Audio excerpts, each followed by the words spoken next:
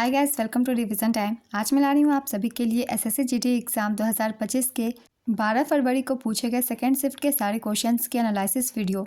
इस वीडियो में आपको जीके जीएस के और हिंदी के भी कुछ क्वेश्चन मिलेंगे। तो जिन भी लोगों के एग्ज़ाम अभी नहीं हुए हैं उन लोगों के लिए ये वीडियो काफ़ी हेल्पफुल होगी, क्योंकि जीके जीएस के लिए बहुत सारे एक्स्ट्रा फैक्ट्स जो कि आपको आने वाले एग्जाम में काफ़ी हेल्प करेंगे। तो चलिए स्टार्ट करते हैं आज के वीडियो। मगर वीडियो को स्टार्ट करने से पहले अगर आप चैनल पर पहली बार आए हैं तो चैनल को ज़रूर सब्सक्राइब कर लीजिए और साथ ही इस वीडियो को लाइक भी ज़रूर कर दीजिएगा। तो चलिए स्टार्ट करते हैं आज के सारे क्वेश्चंस पूछे गए सेकंड शिफ्ट के। क्वेश्चन नंबर 1, राज्य विधान परिषद में राज्यपाल द्वारा कितने सदस्यों को मनोनीत किया जाता है? इसका आंसर है 1/6 हिस्सा।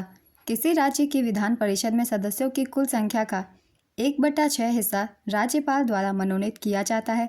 साहित्य, विज्ञान, कला, सहकारी आंदोलन और सामाजिक सेवाओं जैसे क्षेत्रों में ज्ञान या व्यवहारिक अनुभव रखने वाले लोगों में से राज्यपाल मनोनीत करता है। ये लोग विभिन्न हित समूहों से जुड़े होते हैं और अपने अपने क्षेत्रों के विशेषज्ञ होते हैं। विधान परिषद में सदस्यों की कुल संख्या उस राज्य के विधानसभा में सदस्यों की कुल संख्या के 1/3 से ज़्यादा नहीं होती। किसी राज्य की विधान परिषद में सदस्यों की कुल संख्या कम से कम 40 होती है। नेक्स्ट क्वेश्चन, खशाबा दादा साहेब जाधव किस खेल से जुड़े हुए थे? इसका आंसर है कुश्ती से। केडी जाधव, आप लोगों ने नाम सुना होगा। खसाबा दादा साहेब जाधव इनका पूरा नाम था। ये कुश्ती से जुड़े हुए थे। वे भारत के पहले व्यक्तिगत ओलंपिक पदक विजेता थे। उन्होंने 1952 के हेलसिंकी ओलंपिक में कांस्य पदक जीता था। पुरुष फ्री स्टाइल 57 किलोग्राम में इन्होंने जीता था। वे महाराष्ट्र के गोलेश्वर गांव के रहने वाले थे। लंदन 1948 में अपने ओलंपिक डेब्यू में 6ठे स्थान पर रहे थे। 14 अगस्त 1984 को एक सड़क दुर्घटना में गंभीर रूप से घायल होकर उनका निधन हो गया। 2001 में मरणोपरांत उन्हें अर्जुन पुरस्कार से सम्मानित किया गया था। नेक्स्ट क्वेश्चन, मगध के शासक बिंबिसार का उत्तराधिकारी कौन था? इसका आंसर है अजातशत्रु। हर्यक वंश के राजा बिंबिसार के बाद उनके बेटे अजातशत्रु ने मगध पर राज किया। अजातशत्रु ने अपने पिता की हत्या कर सत्ता हासिल की थी। बिंबिसार मगध का शासक था। बिंबिसार हर्यक वंश का संस्थापक था। बिंबिसार ने 544 ईसा पूर्व से 492 ईसा पूर्व तक 52 वर्षों तक शासन किया। उन्हें उनके बेटे अजातशत्रु ने कैद कर लिया और उनकी हत्या कर दी। राजा बिंबिसार को श्रेनिका या सैनिया के नाम से भी जाना जाता था। वे राजा भक्तिया के पुत्र थे जो हर्यक वंश के पहले राजा थे।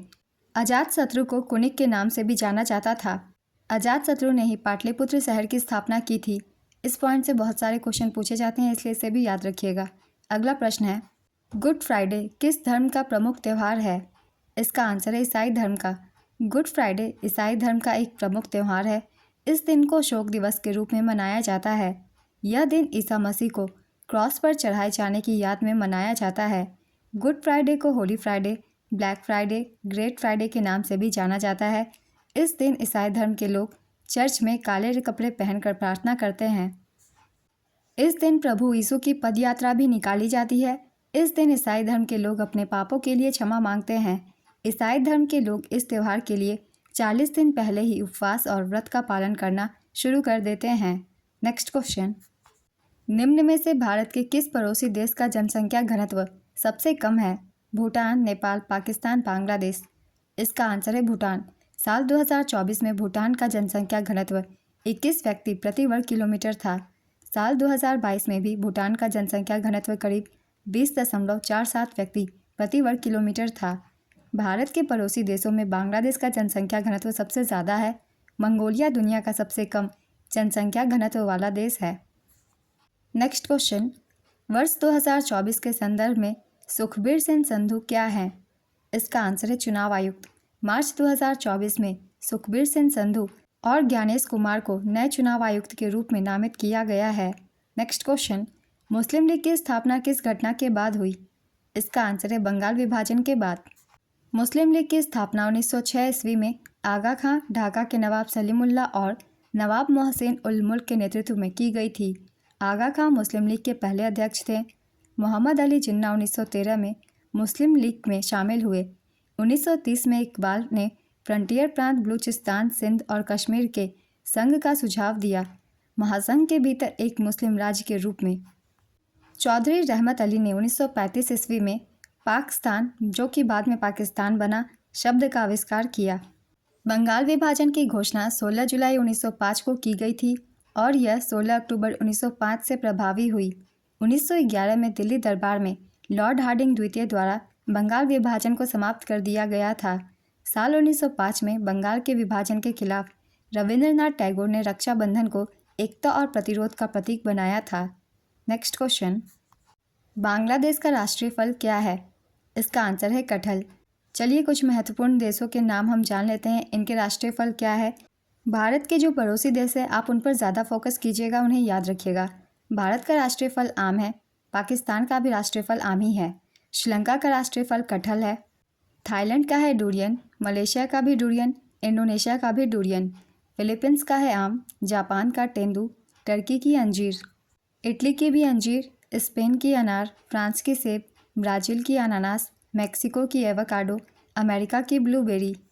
चीन की है कीवी फल। मिस्र की अंजीर। दक्षिण कोरिया की तेंदू। कनाडा की ब्लूबेरी। ऑस्ट्रेलिया की सेब। यूनान की जैतून। ईरान की अनार। नेक्स्ट क्वेश्चन, अनुच्छेद 48A किससे संबंधित है? इसका आंसर है पर्यावरण का संरक्षण और सुधार तथा वनों और वन्यजीव की सुरक्षा से।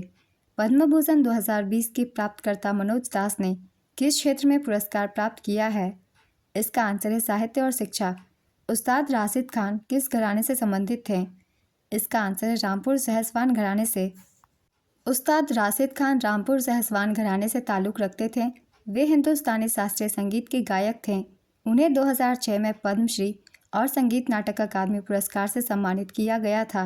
साल 2022 में उन्हें पद्म भूषण से सम्मानित किया गया। उन्होंने global Indian music academy awards और महासंगीत सम्मान अवार्ड भी जीता था। उनका निधन 9 जनवरी 2024 को कोलकाता में हो गया था। नेक्स्ट क्वेश्चन, परमाणु क्रमांक 103 वाला तत्व लॉरेंशियम आवर्त सारणी के किस आवर्त में आता है? इसका आंसर है आवर्त 7 में। यह एक्टिनॉइड श्रृंखला का 14वां सदस्य है। नेक्स्ट क्वेश्चन, कौन भारतीय अर्थव्यवस्था के प्राथमिक क्षेत्र के अंतर्गत आता है? इसका आंसर है मछली पकड़ना। प्राथमिक क्षेत्र में कृषि, वानिकी, खनन, मछली पकड़ना, डेयरी पशुपालन, मुर्गी पालन और उत्खनन जैसी गतिविधियां आती हैं। द्वितीयक क्षेत्र में विनिर्माण उद्योग, निर्माण उद्योग, ऊर्जा और उपयोगिताएं और औद्योगिक डिजाइन शामिल है। द्वितीयक क्षेत्र को माध्यमिक क्षेत्र भी कहा जाता है। तृतीयक क्षेत्र में वाणिज्य, बैंकिंग, परिवहन, संचार, व्यापार, वित्त, शिक्षा, स्वास्थ्य और सामाजिक कार्य जैसी गतिविधियां शामिल है। इसे सेवा क्षेत्र भी कहा जाता है। इन तीनों ही क्षेत्रों को याद रखिएगा, इनके थ्रू एग्जाम्पल्स पूछ लिए जाते हैं। तो आज के सेकंड शिफ्ट के सारे क्वेश्चंस कंप्लीट होते हैं। बहुत ही इंपॉर्टेंट क्वेश्चंस थे जीके जीएस के और कुछ क्वेश्चन हिंदी के।